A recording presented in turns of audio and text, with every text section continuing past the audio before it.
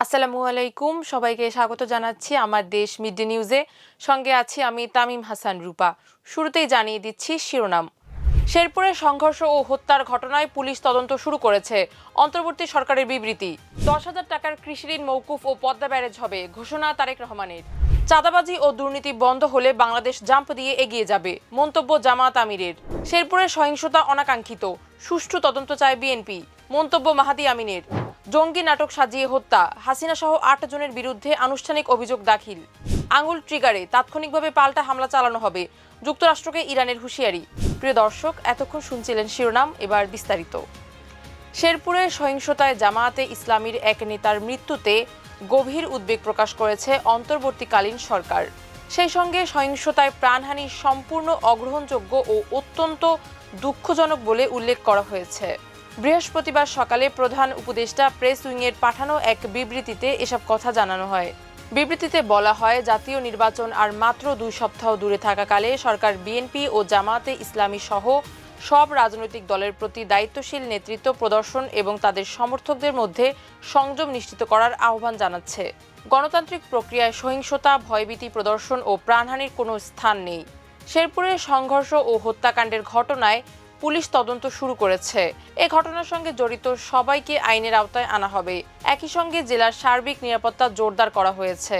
এতে আরও বলা হয়, সব রাজনৈতিক দল, নেতা ও নির্বাচনী প্রচারণায় যুক্ত সবার প্রতি শান্তি বজায় রাখা, আইনের শাসনের প্রতি শ্রদ্ধা প্রদর্শন এবং শান্তিপূর্ণ ও গঠনমূলক উপায়ে ভোটারদের সঙ্গে সম্পৃক্ত হওয়ার আহ্বান জানানো হয়েছে।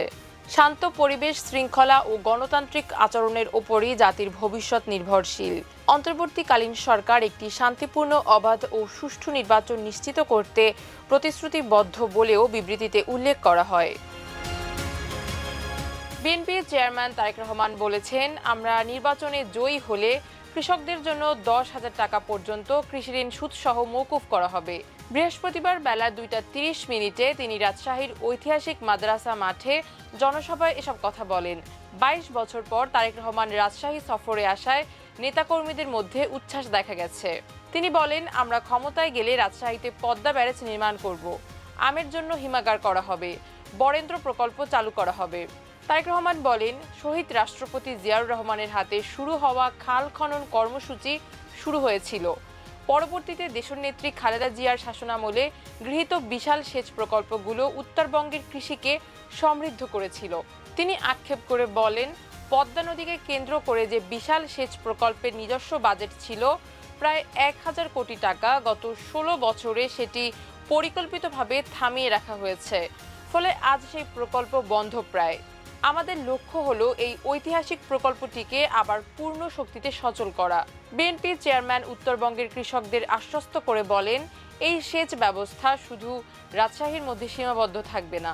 তারেক রহমান বলেন, দেশের সকল মহিলাকে ফ্যামিলি কার্ডের পাশাপাশি সব কৃষকদের একটি কৃষি কার্ড দেয়া হবে। এর মাধ্যমে কৃষি ঋণ, সার, বীজ সহ সব কৃষি উপকরণ পৌঁছে দেয়া হবে। রাজশাহীতে বিশেষায়িত হাসপাতাল, ভোকেশনাল ট্রেনিং ইনস্টিটিউট প্রতিষ্ঠা করা হবে। কৃষি নির্ভর যেসব ইন্ডাস্ট্রি প্রতিষ্ঠা করা হবে সেখানে সরকার সব ধরনের সহযোগিতা করবে। সমাবেশে মিজানুর রহমান মিনু, হারুন উর রশিদ, অ্যাডভোকেট রুহুল কুদ্দুস তালুকদার দুলু, আবু সাইদ চাঁদ প্রমুখ উপস্থিত ছিলেন। জামায়াতে ইসলামীর আমির ডাক্তার শফিকুর রহমান বলেছেন, চাঁদাবাজি ও দুর্নীতি বন্ধ হলে বাংলাদেশ জাম্প দিয়ে সামনের দিকে এগিয়ে যাবে। বৃহস্পতিবার বেলা 11টার দিকে রাজধানীর কারওয়ান বাজারে ঢাকা 12 আসনে জামাত মনোনীত সংসদ সদস্য পদপ্রার্থী সাইফুল আলম খান মিলনের নির্বাচনী সমাবেশে তিনি এসব কথা বলেন। তিনি বলেন, বিশ্বের কোথাও বাংলাদেশের মতো এত যুব সমাজ নাই। প্রত্যেক যুবক আমাদের দেশ গড়ার কারিগর। আমরা যুবক যুবতীদের হাতে বেকার ভাতা দিয়ে অপমানিত করব না। আমরা তাদের হাতগুলোকে দক্ষ কারিগরের হাত হিসেবে গড়ে তুলব।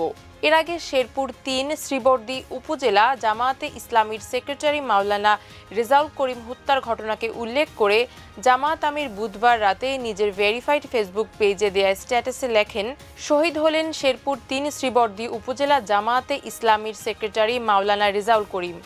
আজ বিকেলে শেরপুর 3 আসনের সহকারী রিটার্নিং অফিসার কর্তৃক আয়োজিত ইশতেহার পাঠ অনুষ্ঠানে বিএনপি সমর্থকরা বিলম্বে এসে চেয়ারে বসা নিয়ে বাকবিতণ্ডা এবং হাতাহাতির ঘটনাকে কেন্দ্র করে দেশীয় অস্ত্র দিয়ে জামাত সমর্থকদের ওপর বিএনপি সন্ত্রাসীরা হামলা করে।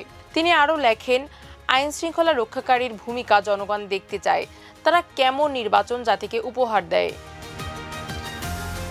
শেরপুরে নির্বাচনী ইশতেহার ঘোষণার অনুষ্ঠানকে কেন্দ্র করে সৃষ্ট ঘটনা কোনোভাবেই কাম্য নয় বলে মন্তব্য করেছেন বিএনপি নির্বাচন পরিচালনা কমিটির মুখপাত্র ও দলের চেয়ারম্যানের উপদেষ্টা মাহদি আমিন। তিনি বলেন, এই সংঘাত এড়ানো যেত কিনা, নির্ধারিত সময়ের আগে একটি দল কেন সব চেয়ার দখল করে রাখল, সেই দলের লোকজন কেন সেখানে লাঠিসোঁটা জড়ো করল, সবার সম্মিলিত অনুরোধ উপেক্ষা করে সেই দলের প্রার্থী কেন সংঘাতের পথ বেছে নিলেন, এসব বিষয় নিয়ে দ্রুততম সময়ের মধ্যে সুষ্ঠু তদন্ত হওয়া উচিত। বৃহস্পতিবার রাজধানীর গুলশানে বিএনপির নির্বাচন পরিচালনা কমিটির কার্যালয়ে এক সংবাদ সম্মেলনে সাংবাদিকদের প্রশ্নের জবাবে এসব কথা বলেন মাহদি আমিন। বিএনপি চেয়ারম্যানের উপদেষ্টা বলেন, শেরপুরে স্থানীয় প্রশাসনের আয়োজনে সব প্রার্থীদের অংশগ্রহণে নির্বাচনী ইশতেহার ঘোষণার একটি অনুষ্ঠান ছিল। সেখানে প্রত্যেকটি দলের বসার জন্য আসন নির্ধারিত ছিল। জামায়াতে ইসলামীর নেতৃবৃন্দ সব আসন তথা চেয়ার দখল করে রেখেছিলেন এবং বিএনপির নেতাকর্মীদের তাদের নির্ধারিত আসনে বসতে দিচ্ছিলেন না। প্রশাসন বারবার আহ্বান জানানোর পরও তারা চেয়ার ছাড়তে অস্বীকৃতি জানান। চেয়ারে বসার মতো তুচ্ছ ঘটনাকে কেন্দ্র করে শেরপুরে যে সহিংসতা ও সংঘাত আমরা দেখেছি, সেটি কোনোভাবেই কাম্য নয়। গণ অভ্যুত্থানের পর আমাদের সবার প্রত্যাশা ছিল এমন একটি নির্বাচন যেখানে পরিবেশ হবে উৎসব মুখর, সংঘাতময় নয়। তিনি বলেন, এই সংঘাতে একজন মানুষ নিহত হয়েছেন, তিনি যে দলেরই হোক না কেন তা কোনোভাবেই কাম্য নয়। বিএনপির 40 জনের বেশি নেতাকর্মী আহত হয়েছেন, যাদের মধ্যে বেশ কয়েকজন আশঙ্কাজনক অবস্থায় রয়েছেন। সুতরাং যিনি নিহত হয়েছেন এবং যারা আহত হয়েছেন তারা প্রত্যেকেই তো এমন একটি রাষ্ট্র ব্যবস্থা চেয়েছিলেন যেখানে শান্তিপূর্ণ নির্বাচনে কোনো মারামারি বা কোন্দল থাকবে না। প্রশাসন ও আইন শৃঙ্খলা বাহিনীকে আরও জোরালো ভূমিকা রাখার আহ্বান জানিয়ে বিএনপি চেয়ারম্যানের উপদেষ্টা বলেন, এ ধরনের ঘটনা যেন আর না ঘটে তা নিশ্চিত করার জন্য অনুরোধ করছি। পাশাপাশি সব মহল থেকে আহ্বান জানাতে চাই, কেউ যেন কোনো উস্কানি না দেয়, কোনো উস্কানিতে পা না দেন এবং সবাই মিলে একটি শান্তিপূর্ণ সহাবস্থান ও সৌহার্দ্যপূর্ণ নির্বাচনী প্রচারণা নিশ্চিত করি। 2016 সালে ঢাকার কল্যাণপুরের জাহাজ বাড়িতে জঙ্গি নাটক সাজিয়ে 9 জনকে হত্যার অভিযোগ এনে সাবেক প্রধানমন্ত্রী হাসিনা সহ 8 জনের বিরুদ্ধে আনুষ্ঠানিক অভিযোগ দাখিল করেছে প্রসিকিউশন। বৃহস্পতিবার বেলা 11টার দিকে আন্তর্জাতিক অপরাধ ট্রাইব্যুনালে প্রসিকিউশন অভিযোগ দাখিল করে। এতে শেখ হাসিনা ছাড়াও স্বরাষ্ট্রমন্ত্রী আসাদুজ্জামান খান কামাল, আইজিপি AKM শহীদুল হক, ডিএমপি কমিশনার আসাদুজ্জামান, এসবি প্রধান মনিরুল ইসলাম সহ 8 জনকে অভিযুক্ত করা হয়েছে। যুক্তরাষ্ট্রের প্রেসিডেন্ট ডোনাল্ড ট্রাম্প ইরানে হামলা চালানোর হুমকি দিয়েছেন। এর জবাবে ইরান বলেছে, যে কোনো ধরনের হামলা হলে তাৎক্ষণিকভাবে পাল্টা হামলা চালানো হবে।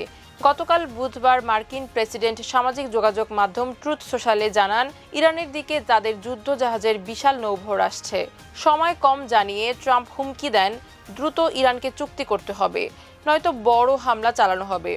ট্রাম্পের হুমকির পর ইরানের পররাষ্ট্রমন্ত্রী আব্বাস আরাকচি এক বিবৃতিতে বলেছেন, আমাদের সাহসী সশস্ত্র বাহিনী প্রস্তুত, তাদের আঙুল ট্রিগারে আমাদের স্থল, আকাশ এবং সাগরে যে কোনো হামলার জবাব তাৎক্ষণিক এবং শক্তিশালীভাবে দেয়া হবে। আরাকচি বলেছেন, গত বছরের জুনে দখলদার ইসরায়েলের সঙ্গে 12 দিনের যুদ্ধে তারা মূল্যবান শিক্ষা নিয়েছেন, যার মাধ্যমে তারা আরও ক্ষিপ্র এবং দ্রুত গতিতে জবাব দিতে পারবেন। প্রিয় দর্শক, এই ছিল আমাদের আজকের মিড ডের আয়োজন। সবাই সুস্থ থাকুন, ভালো থাকুন, আমার দেশের সঙ্গে থাকুন। আল্লাহ হাফিজ।